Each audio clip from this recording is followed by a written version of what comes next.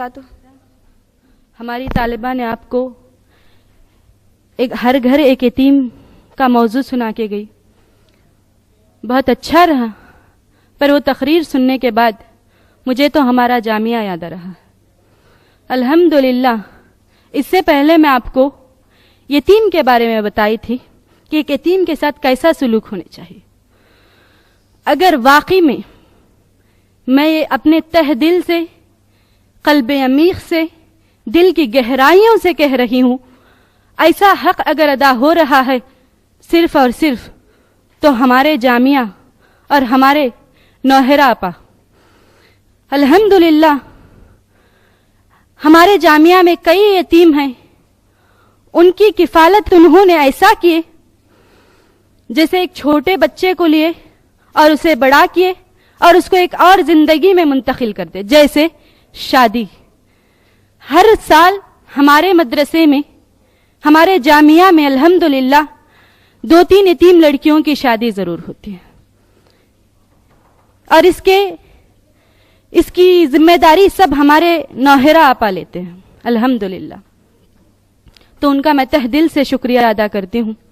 اس کے بعد میں دعوت دیتی ہوں فصیحہ بنت زرین محمد اسحاق کو، جن کی تقریر کا عنوان ہے، انگریزی تقریر ہے، جن کی تقریر کا عنوان ہے کہ service to man is service to اللہ.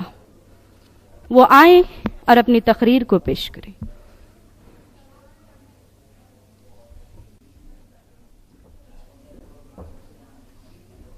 السلام علیکم ورحمۃ اللہ وبرکاتہ. نحمده ونصلي على رسوله الكريم. اما بعد فاعوذ باللہ من الشیطان الرجیم. بسم اللہ الرحمن الرحیم. Honorable Chief Guests, respected principals, teachers, audience, Islamic sisters. Today I am standing before you to say some speech about service to man is service to Allah.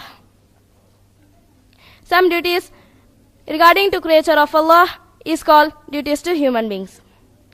There are many kinds of these duties. For example, how to behave with your relatives, with your friends, the poor and downtrodden, etc. Duties to neighbors is very important. Nearly 40 houses surrounding our house is our neighborhood. It is ordered to behave with our neighbors very nicely. If you hurt or trouble them, that means you are giving trouble to your most beloved Prophet Muhammad sallallahu alaihi wasallam. One who quarrels with his neighbors displeases Allah. His place after the death will be hell, not heaven. Hazrat Abu Hurairah radiyallahu anhu said, one person came to Prophet Muhammad sallallahu alaihi wasallam that a certain woman prays to Allah regularly, gives alms and performs fast in the month of Ramzan, but she hurt her neighbor with her tongue. Prophet Muhammad sallallahu alaihi wasallam remarked her and said, she'll go to hell. Orphans should also take care of orphans who are grown up, should be helped and treated from their childhood. The people who behave with orphans very mercifully will go to heaven and will be the guest of Prophet Muhammad sallallahu alaihi wasallam. Inna ahabbal buyuta ila Allahi baytan fihi yatimun mukrimu. Regarding Allah, in which house orphans are respected and honored, is Allah's loving house. One shouldn't deceive an orphan, spending their property lavishly and corrupting him. Their property should be given in the hands of most trustworthy person. When they reach to their adulthood, hand over their property to them without diminishing it with a single coin. Allah has sent man to live in cities, villages, walk to markets and fulfill all his needs.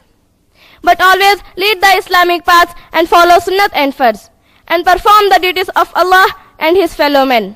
This is called service to man is service to Allah. At last, I pray to Allah that He may enable us to serve people and follow Prophet Muhammad sallallahu alaihi wasallam ways. Ameen summa ameen wa ma alayna illa al-balaghul. اس کے بعد میں دعوت دیتی ہوں رضوانہ بنت حفیظ الرحمن کو، جن کی تقریر کا عنوان ہے علم شرعی کی اہمیت کے بنیاد پر مسلمانوں کی نسل تعمیر. کسی شاعر نے کیا خوب کہا، علم ہے اسرار زمین کا رازداں، علم ہے اسرار زمین کا رازداں، علم سے روشن ہے سارا جہاں، علم سے روشن ہے سارا جہاں، علم سے ہے تعمیر ذہن و جاں، ہے بغیر علم کے سب کچھ رائیگاں۔ وہ آئیں اور اپنی تقریر پیش کریں۔ السلام علیکم ورحمۃ اللہ وبرکاتہ۔ نحمده ونصلي على رسوله الكريم، اما بعد، قال الله تعالى في القرآن المجيد والفرقان الحميد، اعوذ بالله من الشيطان الرجيم، بسم الله الرحمن الرحيم، انما يخشى الله من عباده العلماء، وقال النبي صلى الله عليه وسلم، طلب العلم فریضۃ علی کل مسلم۔ محترمہ صدر اجلاس، معزز معلمات، مہمانان خصوصی، میں آج آپ لوگوں کے سامنے علم شرعی کے بنیادوں پر مسلمان نسل کی تعمیر کے تحت کچھ عرض کرنا چاہتی ہوں۔ امید ہے کہ آپ بغور سماعت فرمائیں گے۔ معزز سامعات، شرعی علم وہ ہے جو مسلمان کو اس حکم کی معرفت عطا کرے جو اس کے اوپر دین کے احکامات، عبادات اور معاملات کے بارے میں واجب ہیں۔ نیز اللہ کی ذات، اس کے صفات کا علم، احکام الہی کے واجبات کو ادا کرنا اور اللہ تعالیٰ کو ہر قسم کے نقائص سے پاک کرنے کا نام ہی شرعی علم ہے۔ اللہ تعالیٰ نے اس علم کو سب سے پہلے انبیاء کرام کو عطا کیا، آخر میں جس کی تکمیل سید الانبیاء محمد صلی اللہ علیہ وسلم سے ہوئی۔ جس کو حاصل کرنے والے علماء اللہ تعالیٰ سے سب سے زیادہ ڈرنے والے ہوتے ہیں۔ یہ وہ پاکیزہ علم ہے جس کے ساتھ عالم کے عمل و اخلاق کی طاقت ہوتی ہے۔ نیز اللہ تعالیٰ نے قرآن مجید میں ارشاد فرمایا، انما یخشی اللہ من عبادہ العلماء، اللہ تعالیٰ سے وہی لوگ ڈرتے ہیں جو علم رکھتے ہیں۔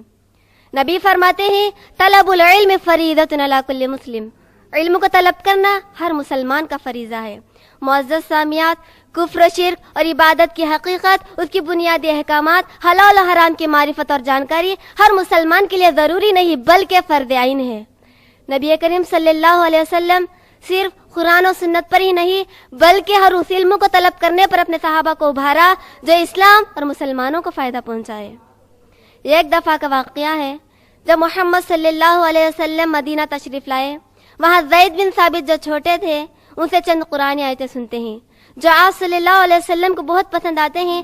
فرماتے ہیں، اے زید، تم میرے لیے یہود کی زبان سیکھو، اس لیے کہ میں ان کی تحریر پر معمول نہیں ہوں۔ چنانچہ زید کہتے ہیں کہ میں نے یہود کی زبان 17 دن میں سیکھ لی۔ معزز سامعات، یہاں پر آپ صلی اللہ علیہ وسلم صحابہ کو علم سیکھنے پر ابھار رہے ہیں۔ علم شرعی کی تعلق صرف مدرسہ یا ڈگری یا کسی طبقے سے خاص نہیں ہے بلکہ اس کا تعلق تمام مسلمان بھائی سے ہے۔